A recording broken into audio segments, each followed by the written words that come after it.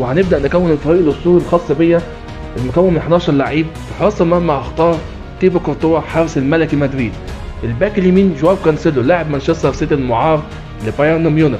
قلبي الدفاع فان دايك ليفربول، راموس باريس سان جيرمان. الباك الشمال الفونسو ديفيز بايرن ميونخ اللعيب الكندي. في نص الملعب الامير لوكا مودريتش، وجنبه رودريجو اللاعب مانشستر سيتي الاسباني. هو اللعيب اسباني طبعا لكن مانشستر سيتي الانجليزي. الثلاثه قدامهم الناحيه اليمين ميسي ملك اللعبه اللي قفلها خلاص. تحت المهاجم دي بروين البلجيكي الفتى الذهبي. الناحيه الشمال امبابي اللي هيحتكر العالم السنين اللي جايه. قدام راس الحربه قعدت افكر اختار مين، الوحش هالاند ولا في لعيب تاني انا بصراحه بحبه قوي بالنسبه لي هو الاحسن واحسن من هالاند، هاري كين الامير هاري كين.